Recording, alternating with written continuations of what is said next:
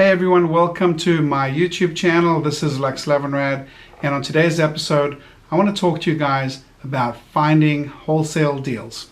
Alright, so if you're a new real estate investor, then one of the things that's the most challenging for you is understanding the concepts of how real estate works in general and how wholesale real estate differs to regular retail real estate. So I'm going to break that down for you right now and show you the differences. So first off, let's talk about retail real estate. So retail real estate is what you're probably familiar with if you've ever owned a home, and essentially that involves buying a property with a mortgage and having an appraisal and a survey and a mortgage broker, and usually there's going to be a real estate agent for the buyer and there's going to be a real estate agent for the seller.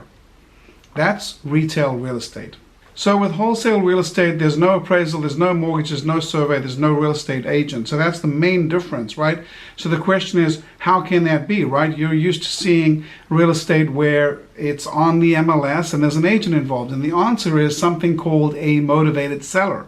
And the largest entity that's a motivated seller would be banks that are liquidating bank-owned properties and REOs, as well as short sales and foreclosures and pre-foreclosures. In addition to that, there's a different type of motivated seller, and that is the individual.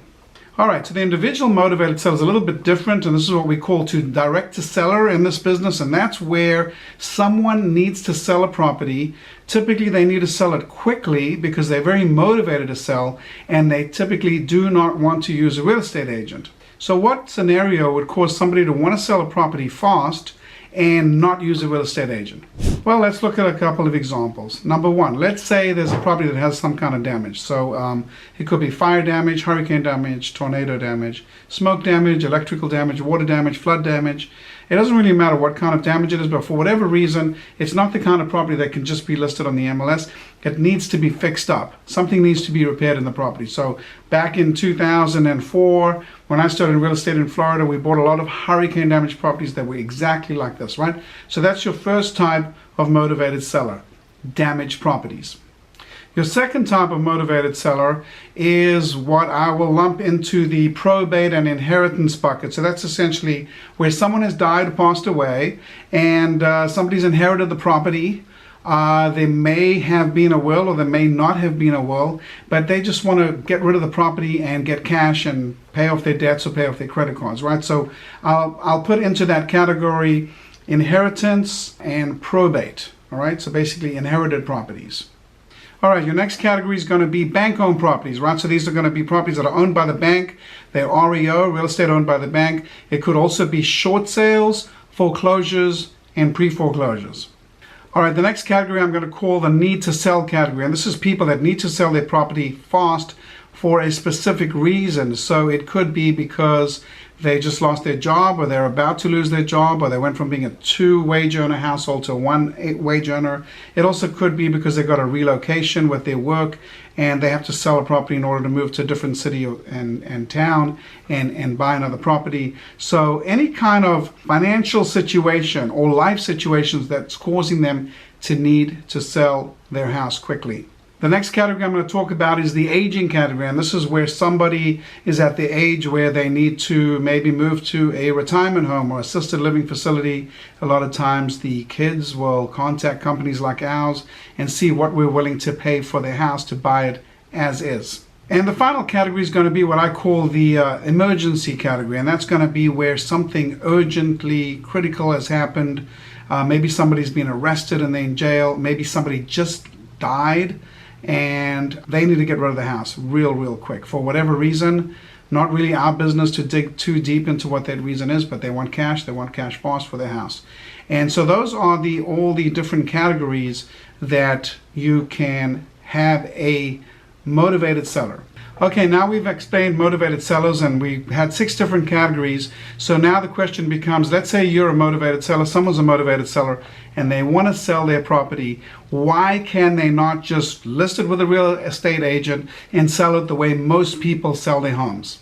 And the answer is pretty straightforward, because they cannot get a mortgage. In other words, let's go through those categories one by one. Damaged properties, you cannot get a mortgage because you cannot put insurance on the property, so therefore no insurance equals no mortgage. Second category, foreclosures, bank-owned properties, short sales. The bank wants a cash offer. They don't want to see if you can get approved for a mortgage.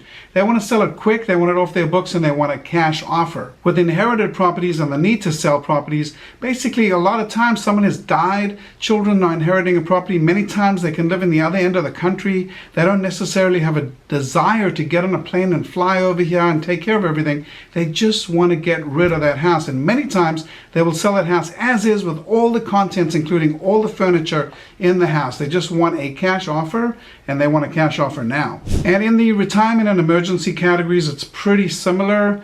Either way, they are looking to get rid of a house. They don't want to pack up the furniture. They don't want to clean up the house. They don't want to paint or do anything.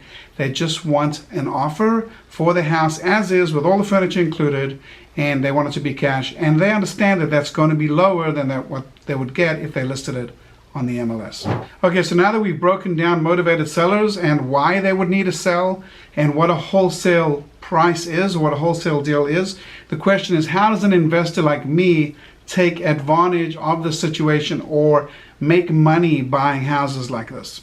So the way that we do it is, we typically, when you're investing in real estate like this, you're buying from an individual and you're paying cash, and you're typically buying it at 70 cents on the dollar. So you're borrowing money from a private lender who can charge you 10, 11, 12% interest. And so in order for that to be worthwhile for you, you've got to buy the property with borrowed money and then fix it up and then be able to resell or rent it out and still make a profit. So for that reason, you have to be buying it right. And that, in a nutshell, is what wholesale real estate is and how it works. So every day in the United States, there are people that are dying, there's probates, there's inheritance, there's people in foreclosure, there's divorces, there's financial circumstances, life circumstances, death, disability, etc., that causes people to need to sell their house fast.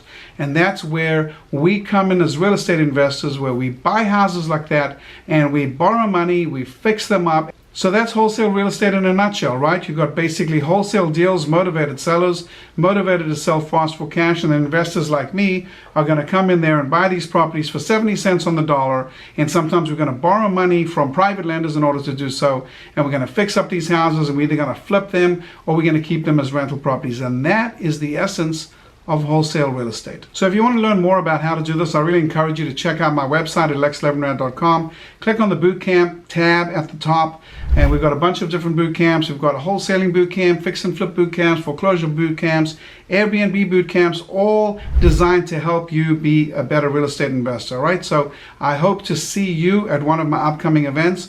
Thank you very much for watching. Make sure you hit that subscribe button, and I'll see you on the next video.